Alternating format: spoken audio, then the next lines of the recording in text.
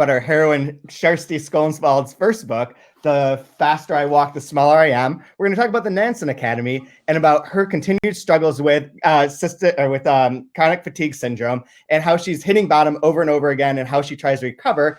And we're also going to talk about the reasons why certain people leave their spouses. That and more on today's 2-month review. Enter music! Boom! Did it! That was for you! Drop the mic and play some music. Yeah.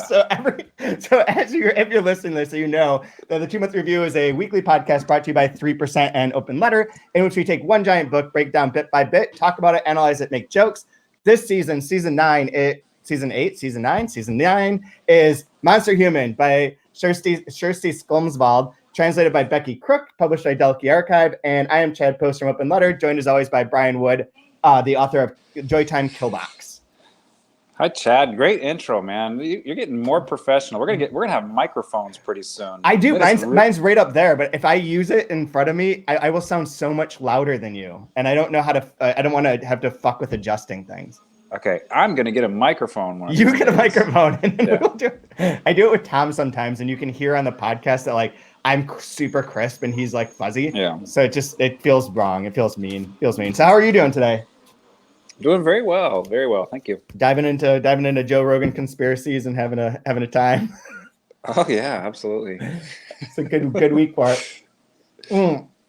So I went and got. Let's talk about the book in a minute. Today we're going to be doing the first section is the zone, starting on page 144, and we're going up to page 180, which is part of the way through the Human Academy, and I have something about that our Human School to talk about. But first, I went to the library and got her first book, since we've been talking about her writing it throughout this whole process. And is that the heart book that? Is that the heart book that she mentioned, or is that a separate one? That's this. Because I just looked up her bio to make sure of this, and so her first book was, she was this. She was editor. It says editor of a book called Quiet Wind Group. I don't know what that means. But then the first book is The Faster I Walk, the Smaller I Am. Then Monster Human came out in 2012. This came out in 2009 in Norway. 2012 for Monster Human. Then there's a book of poetry that came out in 2013 called A Little Sad Mathematics, which I'm very intrigued by. She wrote a drama of this, a dramatic play version of The Faster I Walk, the Smaller I Am. And then in 2014 wrote a novel called 33. And then a children's book called Me, Me, Me. And then a new novel that came out last year that I believe Granta is publishing it in the UK or Portobello. We're trying to find out about the US rights, but the new novel is called The Child. And it's about, if I remember right, it's like a novel written for her unborn child about becoming a mother. Oh, cool. So that's all news. But so the first line of this that we had from before, when she was writing this book, the Heart book, The Faster I Walk, the Smaller I Am, about, what was it? I'm 90 and afraid to die, or yeah. Right. So it's about, let me read you the description first, yeah. So we know. Mathea Martinson has never been good at dealing with other people. After a lifetime, her only real accomplishment is her longevity. Everyone she reads about in the obituaries has died younger than she is now. Afraid that her life will be over before anyone knows that she lived, Mathea digs out her old wedding dress, bakes some sweet cakes, and heads out into the world to make her mark. She buries a time capsule out in the yard. It gets dug up to make room for a flagpole. She wears her late husband's watch and hopes people will ask her for the time. They never do. Is it really possible for a woman to disappear so completely that the world won't notice her passing? The faster I walk, the smaller I am is an ironic twist on the notion that life, quote, must be lived to the fullest. And it was shortlisted for the Impact Dublin Literary Award. It's changed its name recently. But anyways, the first line is not that. The first line is, I like it when I can be done with something. Like a knitted earwarmer, like winter, spring, summer, fall, even like Epsilon's career. I like to get things over with, but impatience has consequences. That time when Epsilon gave me an orchid for my birthday, I didn't really want an orchid. I never got the point of flowers. They're just going to wither and die. What I actually wanted was for Epsilon to retire. So yeah, so that I don't even see that line in here and flipping through, although it felt familiar when I read it in there, because I read this book when it came out, which was more years ago than I want to admit, 2011. It was translated by Carrie Pierce, who lives here in Rochester and is a friend of the press and a friend of ours.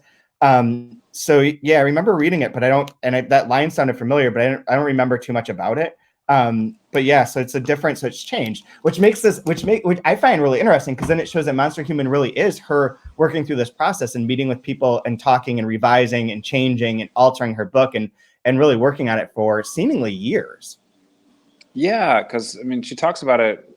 What was the first, on the computer page length that she did? It was like 38 pages. And so she ups the spacing, and then when they have it, it's like 100 pages, I think. When she's at the school. Or no, or 80. It's like 80 or something. But it never gets bigger than 100, no matter what changes they tell her to do, right? How many? Okay, so this book is small size. So like, to put this in context for anyone who's watching the YouTube video, it is much smaller than Monster Human by trim size. I hesitate to guess. 8x5? I want to say it's 8x5, although I can verify that it's 7, because this is 8.5, so it's probably 7.5 by 5. So it's very small, and it is 147 pages. And what is the? Can you hold up to the camera to maybe see the? It's like normal. Okay. I'm curious, like how the gutters and it's not sometimes overdone. sometimes they push, because like Hello, Fever Dream, where freaking Fever Dream, where like, it reads so fast. It's like, yeah, because it's like 20,000 words. Yeah, of course it reads fast. What do you mean? It's like that book is the length of one of my really extensive blog posts. Yeah, it's like an old Bill Simmons, the sports guy article. So that's true. Yeah, that's so there's little tricks they do, or there's another one. What was it? When Torres's book "We the Animals" came out, it was very, very, very short. Yeah. And like it's weird. Like I know, like especially when you look at, I guess style guide's not the right word, but when you do like those big tomes of like get published that come out each year, the literary guide to literary agents, or they give you like the word count in the glossary, and like everything is like should be around 90,000 words to 100,000 words. Yeah. Right. That's a book, like, and a novella is about, something less than that, or like whatever. But like Old Man in the Sea is like 35,000 words or something like that, or Fever Dream's super short, or that's super short. It's like does it even matter as long as the publisher likes it? No, yeah, exception to the rule too. Yeah, because obviously, like you guys are gonna market it any way you want, anyways. So like it doesn't. Yeah, length doesn't matter. Length doesn't matter. This is. Finally, that could foreshadow one of our later conversations in this podcast, but it's not going. It's thin. It's just thin. That's what she says, right? It's my thin book. It's off the rails already. We are 5 minutes in, and this is good. Yeah, because that's one of the hard things that I try to impart with like when I do creative writing workshops and stuff, is try to get people to start thinking about word count rather than like, don't worry about pages. Pages doesn't matter. Just think about word count, because a page it's not the same depending on what a publisher wants to do with it. Like there's no standard page, because nonfiction is the page length is going to be different versus the way they publish the books. And so I always tell them, like, just think about word count and how many words are you writing? And shouldn't you think about how many words your book needs? Like, not so much like getting to a word count, but like, what is your book worthy of? Like this book might work best at this size. Like more would make it less impactful or less like whatever. Just like you'd be like, oh, that's fluff. Like I don't know, every single Netflix Marvel TV series in which there's like 3 extra episodes that don't need to be there, or like just like, oh good God, I don't know, have dread watching this. Like I like them. If I like the first 2 episodes, oh no, there's going to be 20 more episodes. This is not good. This is like an 8 episode kind of a story. Yep. But it will be 14 episodes because that'll make more money. Mm-hmm. I had a dream last night that I was at a conference meeting at 9 a.m. and doing shots of whiskey. So I wore my Jessica Jones t-shirt today to work to represent. Are you sure that's a dream?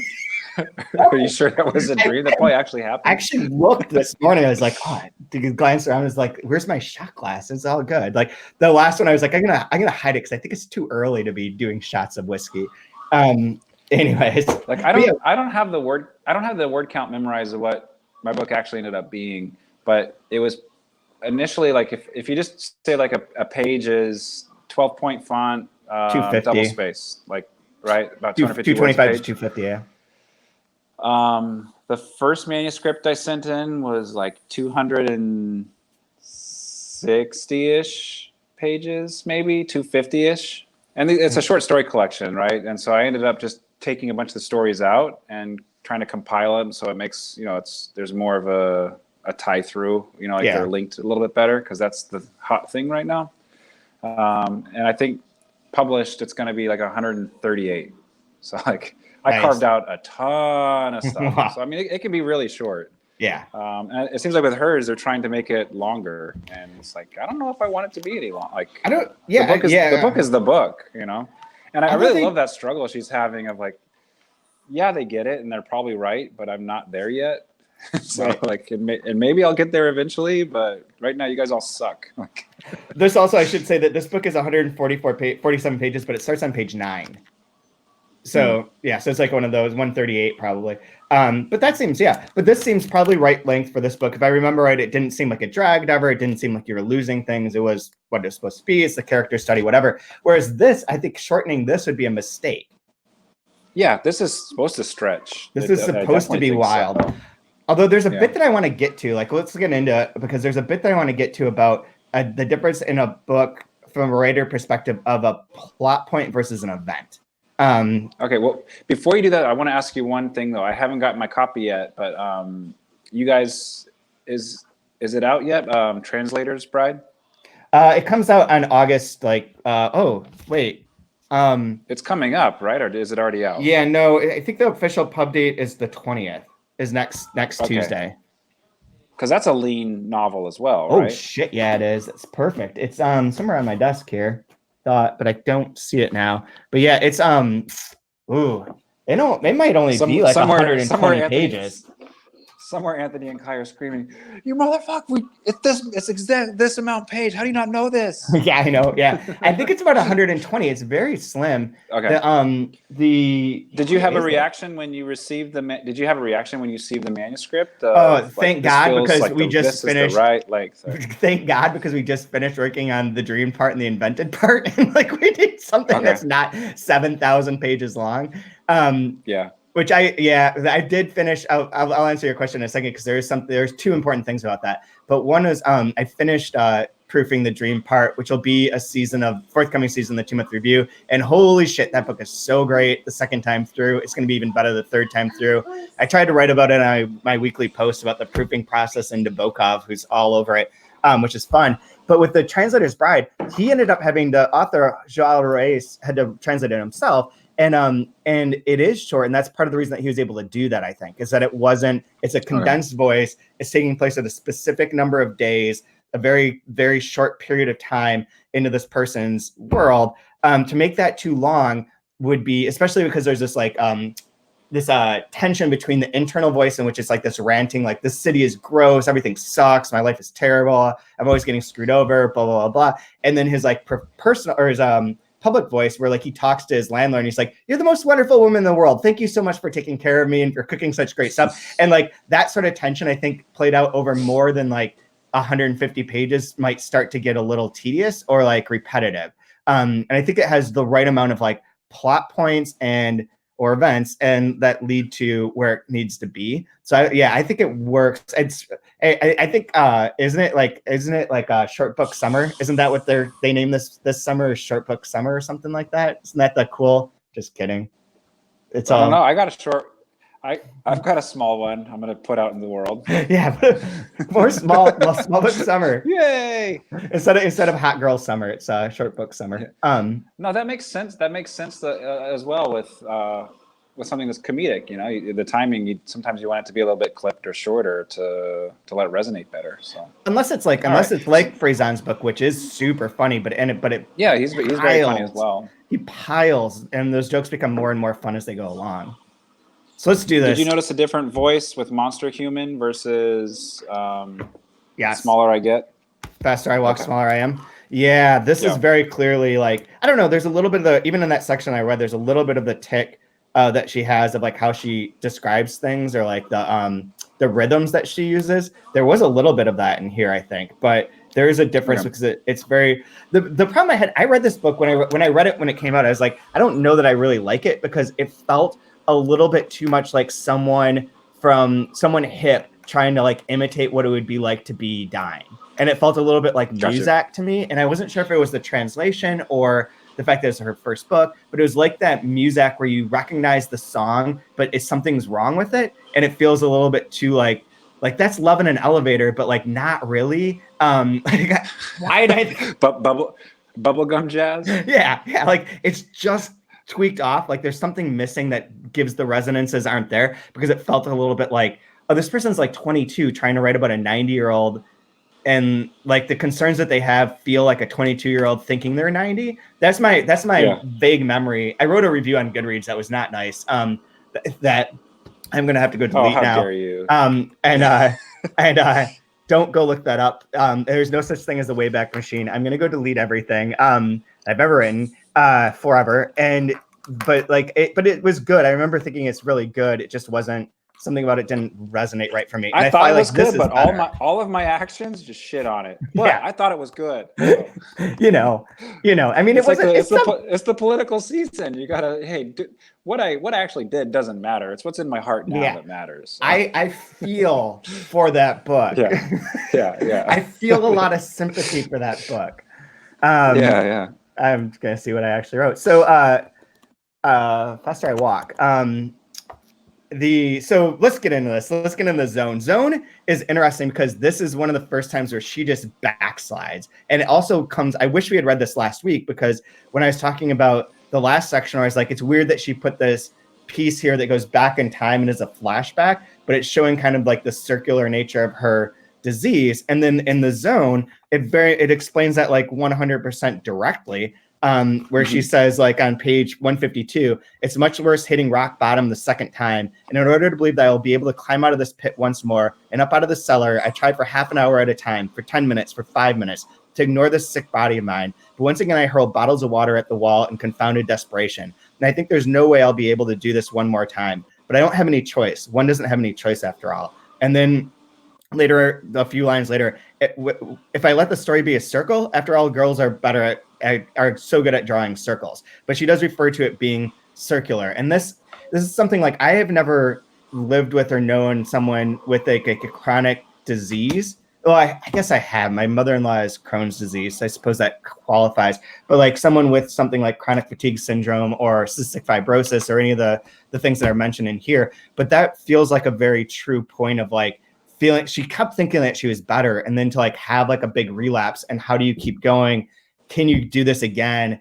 And then knowing that there's going to be another relapse and keep going, like that's a real part of this. And that cyclical nature, I think is why this book must be this long too, because you can't, like I could see another book, a lesser book being like, oh, I got bad. I was at school. I got sick. I went to the old folks home. I got better. I became a writer. The end. I conquered. And like this book is not going to let that happen, and I appreciate that. Yeah, and she mentions too, like about time and not being constricted by time with this, like wanting to be free of it. But I'm curious about when she talks about drawing circles, because later when we get to the mom part, mom draws circles. I'm so excited for the mom part. But it's interesting too because she says girls can't draw bicycles in maybe the previous section. Yeah, I kind of remember that too.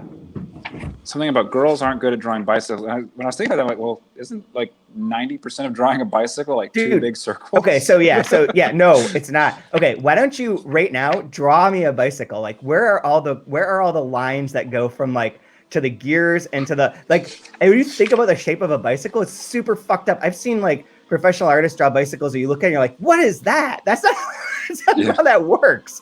I think bicycles are really hard to draw. I don't know how well that has to be rendered, but I'm just thinking about like you draw the frame, you draw the handlebars. I don't think drawing the frame is very hard.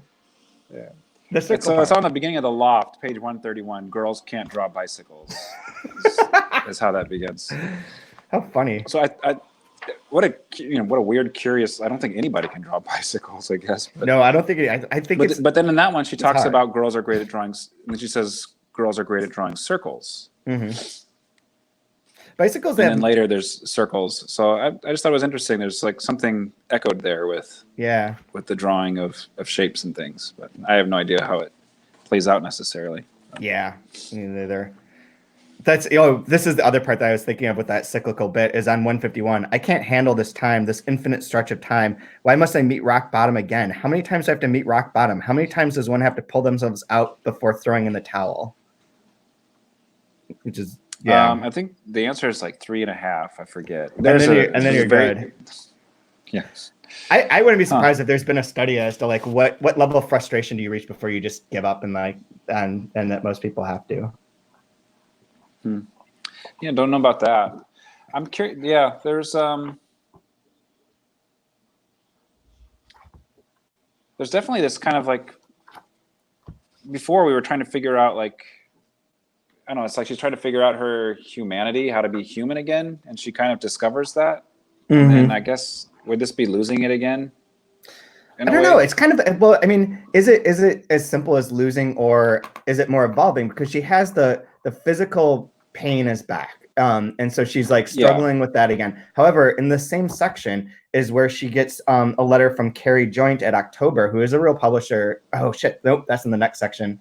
Wait, no, that is in this one. Yeah. No, she gets a letter from Carrie Joint at October, which is a real Norwegian publisher, saying that they really want to look at her book, and like she's excited about wanting to publish the book or be interested in the book or help her with the book. So like she has a positive thing going on too. So like even if she, and that's helping her retain some humans. So I don't know if it's like at the beginning maybe it is a plus and minus, and now it's becoming a little bit more varied. And she's also got to the point too where they want edits. They want things to be changed, and it's like I can't work on it anymore. There's like this feeling of like I can't do this anymore, and you're seeing it mirrored with her own life, with her own body. Like I can't keep pushing. I can't keep trying.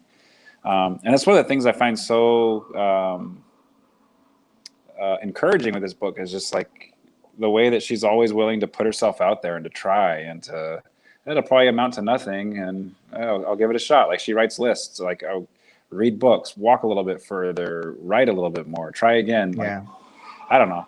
It is encouraging. It's so easy to sit and feel sorry for yourself, and you see this character within Monsterhuman that is going against, longer, harder odds and still willing to push and try, and getting to see the struggle. I find just super encouraging for me and my own goals and endeavors that I'm trying to accomplish. Yeah. I also like that it does point to that struggle and the relationship between wanting to be a writer and the physical nature of her struggle. Because it's one thing, like you can imagine, like take like a Portrait of an Artist as a Young Man, the James Joyce book about like becoming a writer or becoming an artist. Like there's very little physicality in that, of like that the physical is restraining him. It's all about his mental abilities and how he can become this great thinker and smarter than his father and bigger than like the church and overcome all these things, but they're all mental obstacles. And the only physicality is like fucking, because that's like a very Joycean thing, pissing and fucking. But like in here, it's clear that like you can have all the intellect you want,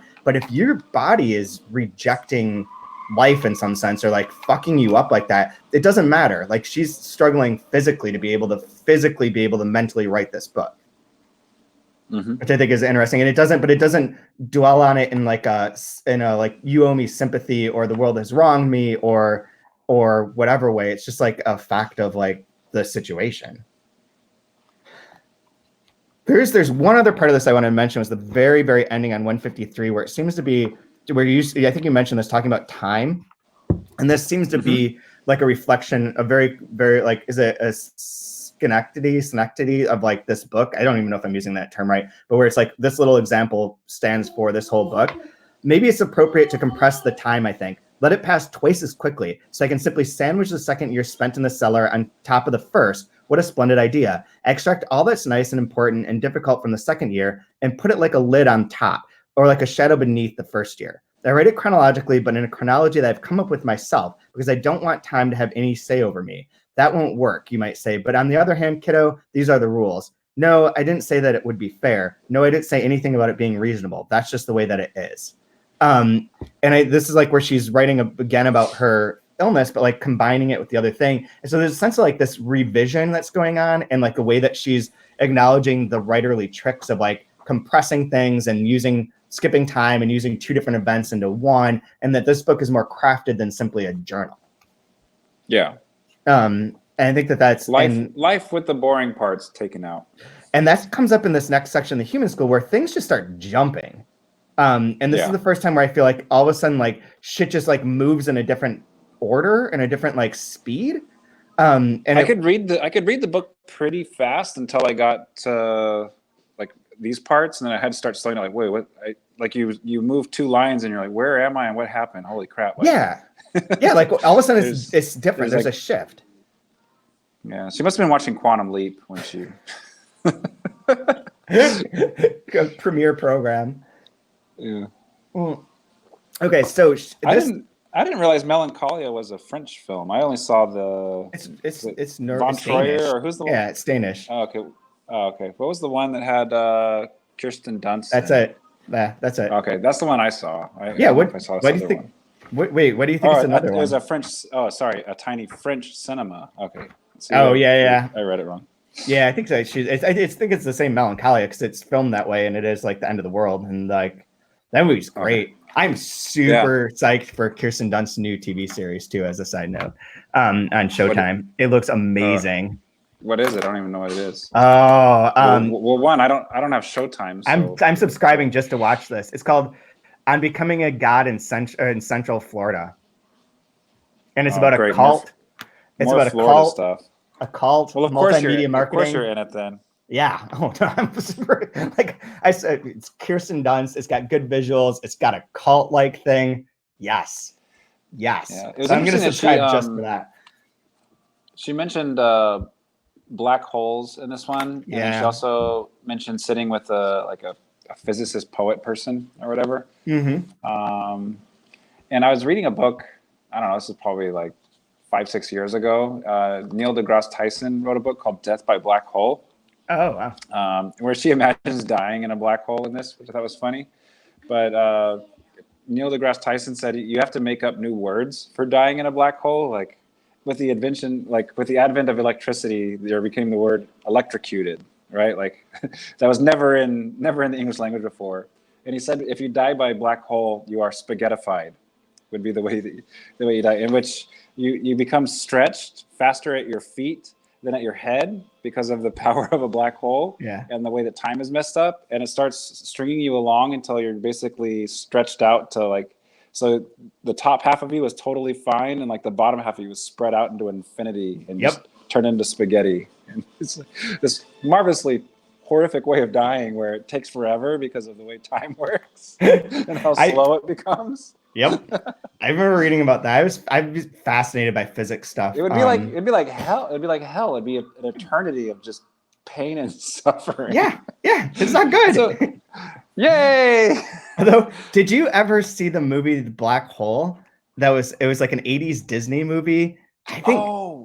And I fucking loved that movie as a kid. And the other day I looked at, a few weeks ago maybe, I looked up the trailer for it because it just came to my mind. I was like, what was this movie all about? Like there's a Maximilian's one of the characters. I couldn't quite remember. I watched the trailer for that. I was like, that looks like the darkest movie ever produced for children. And I read some reviews and they're like, this is not appropriate. This is really like over the top. So I feel like that was the fundamental movie of my youth. Like when I was like 10 years old, that was like my Citizen Kane, was The Black Hole of Maximilian. And like, it explains too much. Like if I go back and watch that, I'm going to be like, oh no. Don't let your kids watch Dark Crystal. It's a lot different than you think of today's kids movies. Yes. Very. Do it as an adult with some drugs in your body. Woohoo! Yeah. Like that new series they have. So, those puppets are talking. The one thing that's interesting that I just finished proofing things in such an intense way that I feel okay saying this. So she enrolls in the Namsen School writing program, right? So she gets picked up to be able to go into that, and that's what the human school is about. Okay, so this is a real place. It is actually not called that though. It is the Nansen Academy, not school. I don't know if it says academy somewhere in here, but the first time it references it as school. So the Nansen Academy was founded as a humanist and anti-totalitarian institution. It's a one-year study program that's founded on folk high school traditions common to Scandinavian nations. The interdisciplinary program is mainly based on social and humanistic sciences. Historical, holistic, and ethical perspectives are encouraged. The main aim is to inspire independent thinking and reflection, as well as creativity, as a basis for active participation in society. All students attend classes in philosophy, international security, politics, and cultural history, art, literature, and music, as well as their chosen program. So that all tracks with what's in this book, and it's sort of the vision I had of this place. But it's interesting to know that it's real and what it really is. And she did really attend it. The other thing that's most fascinating, though, is that the Nansen Academy was the one that initiated the Norwegian Festival of Literature that takes place in Lillehammer, and that I was just at in May. So they're the ones that are responsible for that coming into existence. And even further to that point, in this section, Stig Sederbakken shows up, which I'm going to talk more about in a minute. And he was the former director of the Lillehammer, the festival, the literature festival. And he lost his post because he wanted someone who was a controversial right-wing speaker to participate, and there was protests about it. And so he resigned and left the festival, like, I want to say in like 2010 or something like that. And then he killed himself. That's another bad part of this, but he's an author I think you'd like, because he's very dark and very funny, and his books are pretty wild. But he shows up in here too as one of her teachers. And not only does he show up as one of her teachers in here, but he blurbed The Faster I Walk, the Smaller I Am, saying, a gloomy feel-good novel about the irreparable loneliness of being human, a tragic comedy of rare quality. So gloomy feel-good. That's right. Gloomy feel-good. See, that's like that's essentially a Stig Sederbakken book too. Anyways, okay, so in this section, the human school, she's at school. She meets with other people who are also struggling with various illnesses, including Elisiv? I don't know how to say that. Do you have any guesses? Ellisiv? No, I just move on. Yeah. Okay. So I believe that she's suffering from cystic fibrosis. And that's why she references that her disease is much worse than her chronic fatigue syndrome. But yet this woman's more active and is there. But she does sort of like compare or contrast herself against Elisa every so often, of like what she's capable of doing, what Kjersti's not capable of doing, what they each do back and forth. And I found that kind of interesting. And I think that that's a really good, I don't know. It's like, I think it's interesting to use a character like this as like a balance or as a foil, but also to illustrate that sort of cyclical bit again of like getting through the day, getting worse, making it, getting through the day, getting worse. If you really sit right next to Elisiv, you can hear fizzing sounds like Coca-Cola in a clean glass, all because of salt. Like, I don't know what's going on with her, but cystic fibrosis has a salt thing. That's what tipped me off. That's why I double checked, because I thought I had heard that before, and that's why there's something, I forget what it is now, but there's something with like the loss of salt that happens, and when you have cystic fibrosis, that causes all these other problems to take place. She doesn't have enough air in her lungs. Air is essential for carrying sounds in this world. And at this point, I still haven't heard the fizzy Coca-Cola sounds inside her. I've only heard her coughing. Yeah, and then she has a line of 160. She's the one who goes to everything, and I'm the one who has to be picked up by dad because I'm too sick. So like it's interesting. And this is where like the Humanistic Academy, it could have just been the Nansen Academy. I don't understand the choice there, but whatever. It's not really important. It's just one of those weird things. I had a question for you. So is this supposed to be a pun on 157?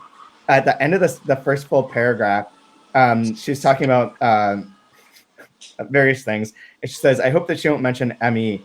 It's hard to pretend that ME doesn't exist when it's the first thing I say good morning to each day. And I was wondering if that's supposed to be a pun on or a play on words of like me.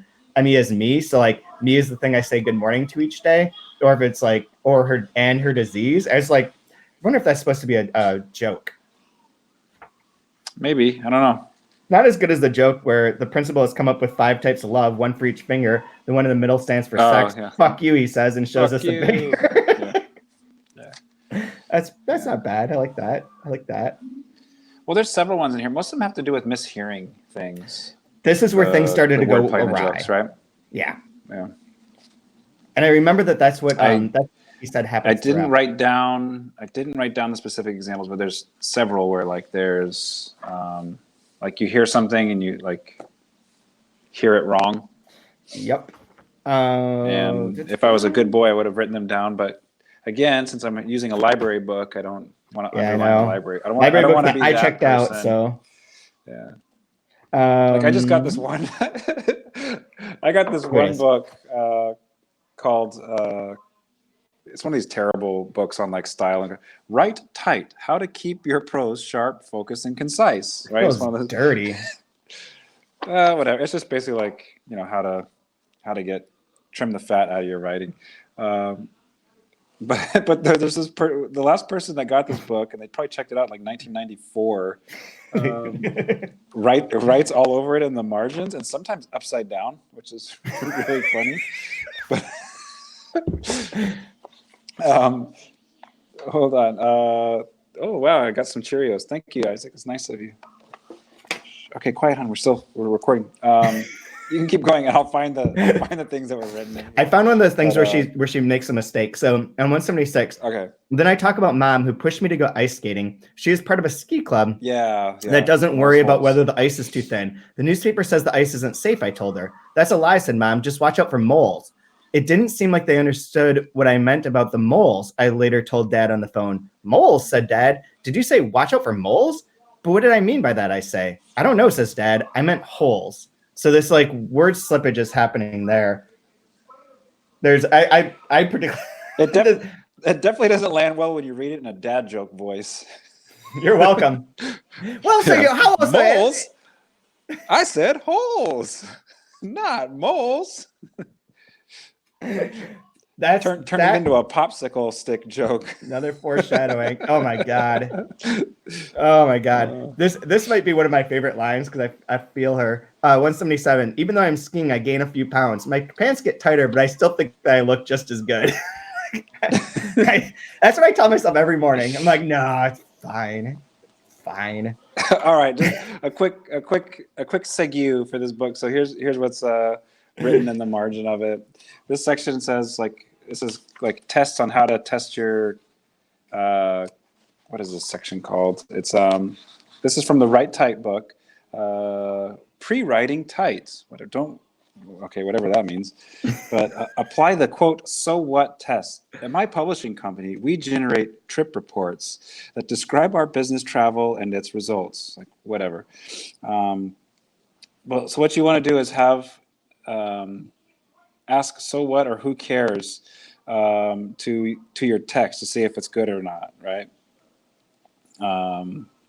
So the essentials are so what or who cares. And so in the in the margin it says, handwritten, Joyce's Ulysses. So what? Who cares?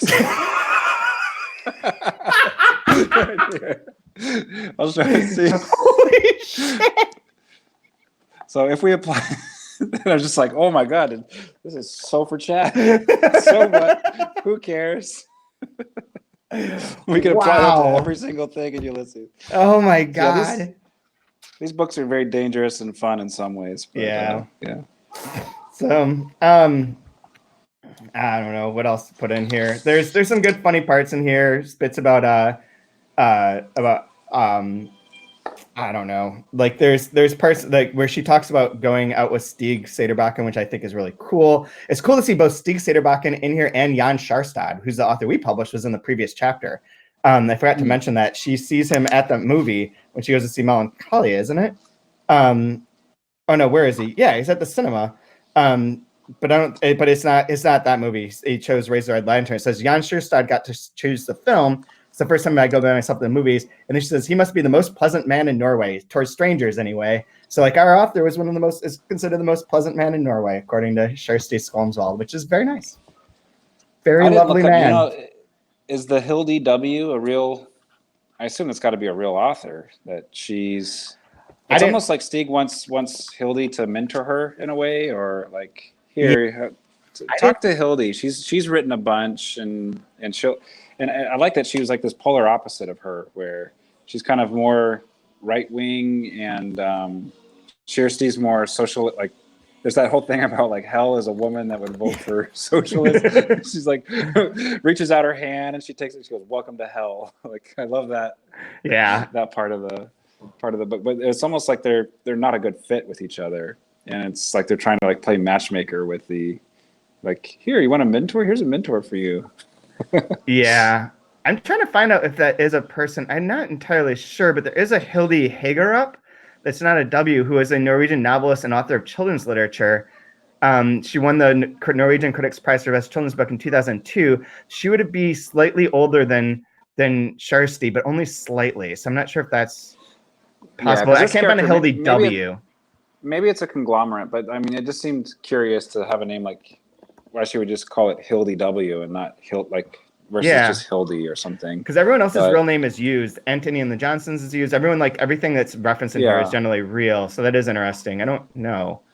But this is there was that really bizarre line in here too, where I forget who says it, but it was mentioned that Hilde couldn't become a real novelist until she was postmenopausal. Yeah, so that wouldn't make sense. Did you catch that? Yeah, I do remember that. She's older, and like, to be saying something like that to a young author like the character Kjersti in this is just such a, like, why would you say that to somebody? Like, you got a long way so you can be a real novelist, but it's cute that you're trying. Or you're like, what the hell? Yep. Yeah. There is one other misheard part is when Super Mario says, "Our semester project," says Super Mario. Yes, I say. "Are you done?" He asks. "What do you mean by dumb?" I say. So this is starting to happen more frequently. I also love that in 177. This is where I want to ask you this question. So 177 has the end of the paragraph about my toe sister, which is because she has webbed toes, and one of her friends does as well. She ends that paragraph by being like, "Such as life," but then my brother stopped his military service and became an environmental activist and said, "Such is life." But one of the greatest quotes ever, baseball quotes ever, is "Such is baseball, such is life." And so I wish that would have been right there. Perfect opportunity. But this is where, at the end of this page, shit starts getting weird in terms of the plotting of this. Like, we've been just sort of, the plot of it is her mind and her going along. But this is where all of a sudden these events start happening and start popping in. So, like, there she is. Mom takes the train from Oslo, sends me neurotic text messages. She lists them. There she is, standing small and meek in front of me, but I'm the one who cries. "We're not a family anymore," I say, not caring that the other guests at the pizzeria can hear me. "We'll always be a family," says Mom. "No," I say, "we're not a family anymore. When are you moving out?" I'm like, what the fuck? Like, where did this come from? Like, this knowledge wasn't there prior to that. And then when you go on to the next page, then it goes back and explains that Mom and Dad, after she left, she was the last child to leave their house, tried to like do things together and ended up deciding that they just don't want to be together anymore. Because just look at the transition between 77 to 178, right? "No," I say, "we're not a family anymore. When are you moving out?" She doesn't have a chance. She doesn't have a chance, and she acts very odd as she gets back on the train. So I give her a hug, but she seems not to want a hug.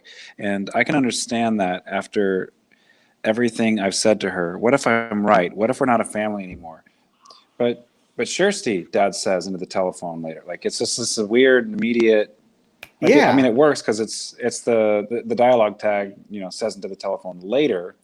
But it's just this weird because like you're in scene with her and Mom, and it immediately switched to Dad saying something. Like, it's like, wait, is Dad there? Wait, no, Dad's not there. Like, it's a very interesting, like, peculiar in a good way of going through the events, because time does not matter here at all. It's just all over the place. It's all over, and that's back to that like time thing from before of like condensing things and I feel like it's weird because like most things are set to be like, you in those books that you're reading, like you move from point A to point B to point C, like you hit your markers, you hit your plot points, and this is a major plot point, but it's not really a plot point. Like, it's an event that happens that structures her consciousness, but that's different. So it's like, it's interesting that the pacing can be so abnormal, because the pacing isn't, it wouldn't work this way. You would never do this in a traditional book, but it works really well here because the pacing doesn't matter in that sense. Like, it's an event. Yeah, I'm sure William Broha of Right Tight would not like that. Yeah.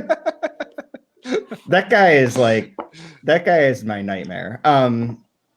But this is great. So this is the part that I wanted us to talk about and have some fun with. Since we are both married, and we have wives, and she talks about why her mom. I just have one. I had two. I've had two. I've got No, at one time I only have one. officially. We have wives. Officially. Yeah. we each are married. We each have a wife. I have a Massachusetts common law wife, and I have my normal wife, and then the Universalist Church that guy that got me. I got my third. It's fine. I've got two husbands in the South Bay, and then I've got my whatever works for you. I don't judge. Whoever will take me, I am on board. Let's go. I don't judge. So there's reasons that her mom gives for why they got divorced, and they're wonderful. Like why she decided to leave her husband. 1, he makes pizza every Saturday. He's never asked me if that's okay. 2, asked if he could bring my hiking boots down from the cabin. He didn't do it. 3, I always believed we should have an egalitarian relationship, but he always insists on driving the car.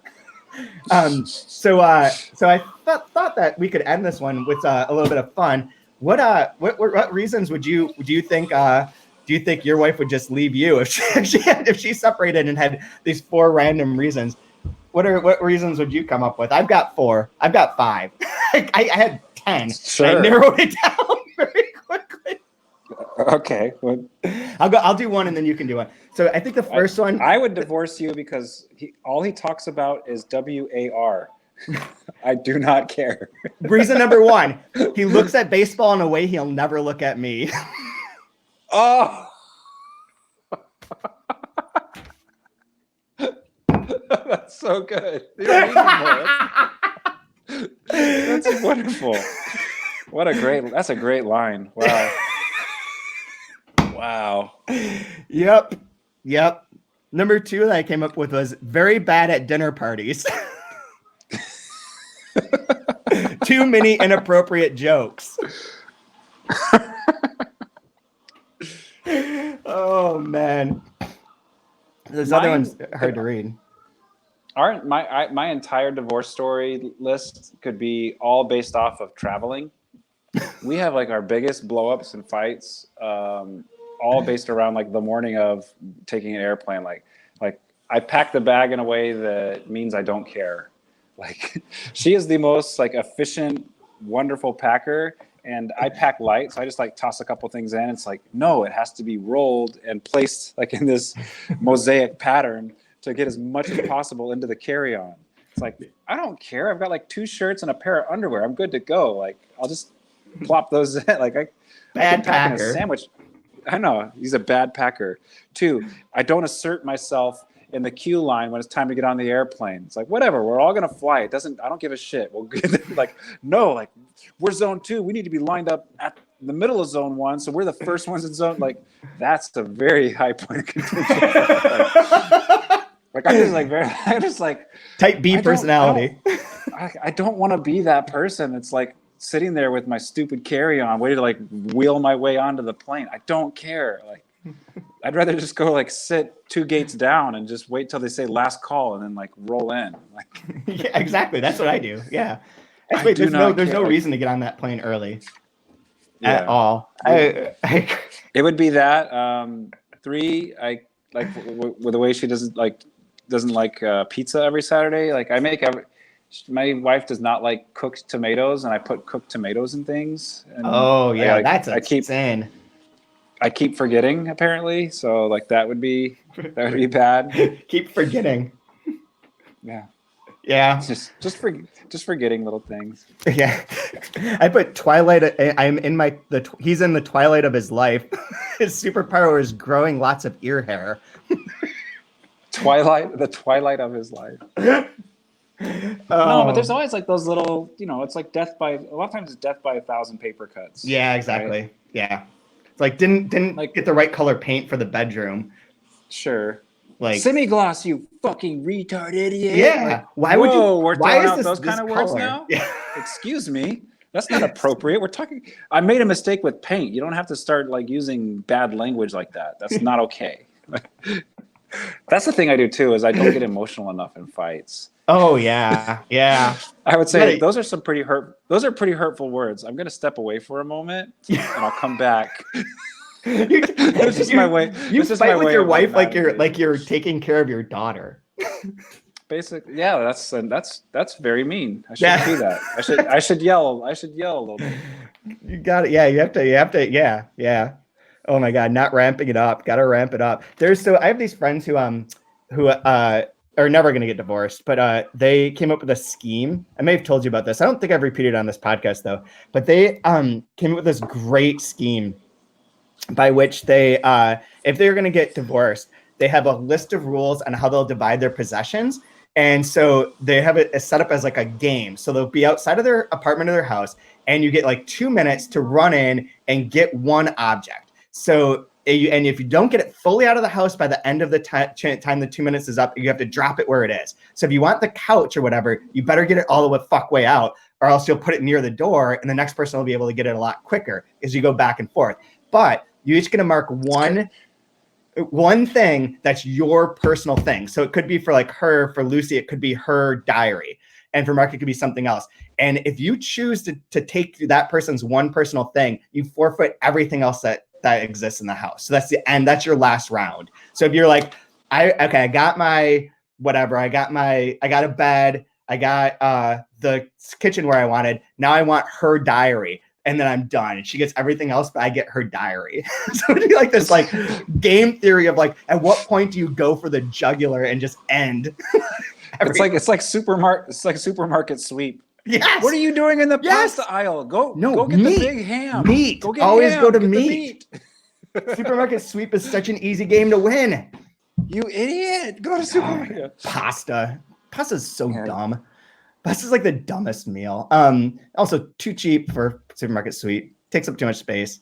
Anyways, okay, I've had nothing else to add to this section. So I don't know. Next, I'll figure out what we're going to read. Do you have a favorite line that you can pull up?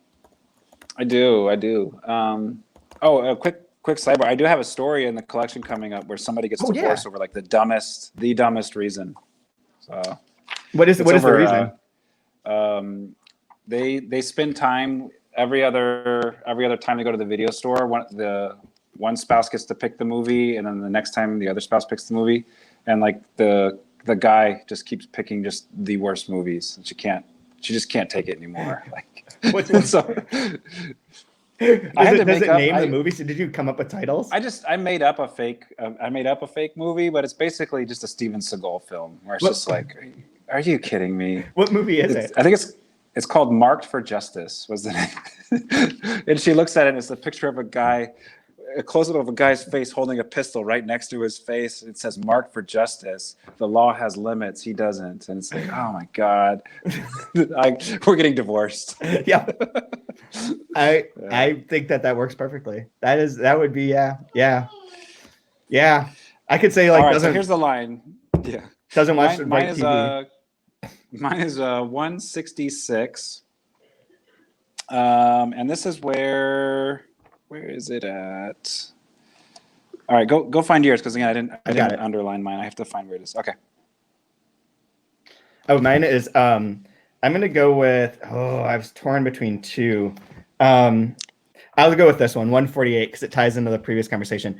It's a good idea, actually, to avoid being together with someone when you're not that self-confident, because your partner would probably be a worse person than the type of person you would choose to be together with when your self-confidence improves.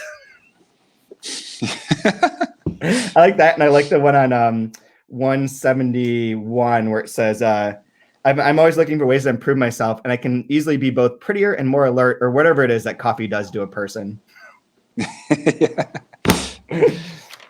All right, mine is on 166. Stig tells her that he showed her manuscript to an author. I don't dare ask Stig what she said. Instead, I show him the loaded sonnet that I've written about my big head and small boobs, a poem and a mistake. No, he just says, looks down, shakes his heavy head. No. That is great. That is super great. Anyway, so wrap it up. Next week, we'll be going over pages 180 through 225. I believe we have a guest lined up already. I think we're going to have guests the rest of the way. August has been a month of travel for a lot of people, which is to be expected. But anyways, if if you're even if you're not reading along, it doesn't matter. You can listen to this. This book doesn't necessarily have like a strong plot that you need to follow along with. So tell your friends, tell your neighbors, tell everyone that they should be listening to our podcast. Rate and review us online. Send us some feedback, some comments. I'd love to see that. You can find me online at Chad W Post wherever, and open_letter wherever. And you are Brian Wood _ on Twitter, where you're creeping up, getting more and more followers every week. Yeah, I'm up to like 90 almost, so this is amazing. Once you should give away a signed copy of Joytime Killbox to the 100th follower. Good idea. I'll have to see where I'm at, actually. I should probably be a little more active. I'll work on that. It'll be on my list. I'll make a list. Make a list. 1. You have Twitter. 115 2. followers. You're way more than Hey, me. I'm getting there. Better at Twitter. Better at Twitter. Yeah, for sure. No, Twitter's not something you should excel at. Anyways, okay, cool. Anything you want to add? No, thank you for the intro. That was an awesome intro. Free. And if you start saving 3.5 cents per day, you'll have enough money to buy my book in October. So there you go. Hell yeah, they're in. 3 cents a day. For just 3 cents a day, you could feed this small boy. You should just you should do the Twitter of that and just put a picture of Isaac on there. Help feed my daughter. 3.5 cents a day will buy a copy of my book. I will receive approximately like 42 cents in royalties from that sale. Exactly. Yeah. Oh man. Yeah. Go to BOA Editions. I think it's boaeditions.org and pre-order Brian's book, Joytime Killbox, which we've talked about it several times, and we will talk about more, especially when it's officially released in October. So anyways, till next week, I've got nothing to add. Read Monster Human. Read her other stuff too. She's great. Yeah, she's more really great. Lit. Hopefully we'll be able to have her on here soon too. That'd be great. Yeah, well, it'd be really fun. Okay, take care, everyone.